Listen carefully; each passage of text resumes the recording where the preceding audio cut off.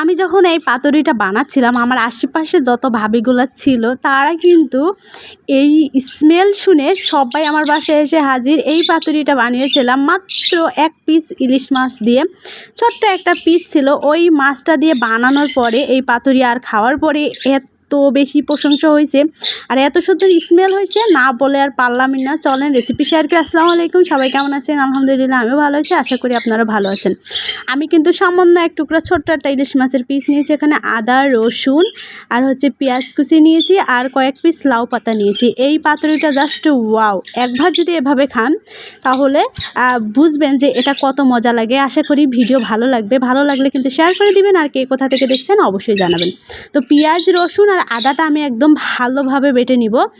Butter পরে আমি এই ইলিশ মাছের পিসটাও এর সাথে একদমই ভালো করে বেটে নিব যাতে কোনো রকম কাটা না থাকে। কাটা থাকলে কিন্তু খেতে খেতে আরেকটা সমস্যা, এই জন্য এমনভাবে বাটতে হবে যাতে এতে কোনো কাটা না থাকে। দেখেই বুঝতে পারতেছেন আমি কতটা মিহি করে বাটছি, একেবারেই কিন্তু মিহি করে বাটতে হবে। ইলিশ মাছটার স্মেলটা এত সুন্দর ছিল, বললামই তো যে আশেপাশে কিন্তু সবাই চলে আসছিলো। এখানে লবণ হলুদ একটু শুকনো মরিচের গুঁড়া আর ভাজা জিরার গুঁড়া দিলাম, দিয়ে আর হচ্ছে সরিষার তেল দিব, দিয়ে মশলাটাকে একদমই ভালো করে মাখাতে হবে। এখানে আর এক্সট্রা কিচ্ছু দেওয়া লাগবে না, এটাতেই কিন্তু পুরা বাড়ি স্মেলে মৌ মৌ করতেছিল। আর আমার খাওয়া বেস্ট পাতুরি ছিল এটা। হাঁড়ির ভাত যদি উধাও করতে হয় এটাই বেস্ট, আপনি চাইলে এটা 3 থেকে 4 জনাও খেতে পারবেন। এত মজা ছিল, অল্প একটু নিলেই কিন্তু এক থালা ভাত নিমিষেই শেষ হয়ে যায়। তো আমার মশলাটা ভালো করে মাখানো হয়ে গেছে, এবার লাউ পাতা দিয়ে কিন্তু এটাকে আমি দুমড়িয়ে নেব। তো দুমড়িয়ে নেওয়ার পরে থাকতেছিল না, তো আমি সুতা দিয়ে কিন্তু বেঁধে নিছিলাম।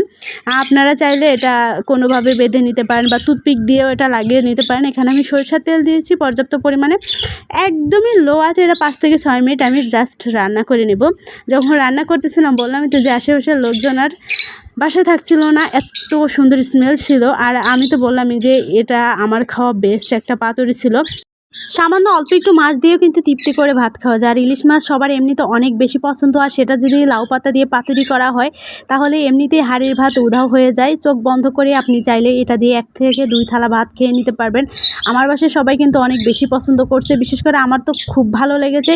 এরকম পাতুরি হলে সবাই তো অনেক খুশি হবে। আমার কিন্তু 5-6 মিনিটেই এটা রান্না করা হয়ে গেছে। লাউ পাতাটা কিন্তু বেশি পড়ে নাই, একদমই লো আছে। যদি আপনি এটাকে রান্না করেন তাহলে কিন্তু ভিতরের যেই মিশ্রণটা ছিল ওটাও কিন্তু অনেক মজা লাগে খেতে, আর লাউ পাতাগুলো পড়ে না, পুড়ে গেলে বাজে একটা স্মেল আসে। দেখেই বুঝতে পারতেছেন কতটা পারফেক্ট হয়েছে। আর আপনারা কিন্তু অবশ্যই বানাবেন আমার মতো, এরকম বুদ্ধি খাটিয়ে মাঝে মাঝে 1 পিস মাছ তুলে রাখবেন আর সেটা দিয়ে এরকম পাতুরি বানিয়ে সবাই মিলে তৃপ্তি করে খাবেন। ইনশাল্লাহ নেক্সট ভিডিওতে দেখা হবে। আল্লাহ হাফেজ, বাই বাই।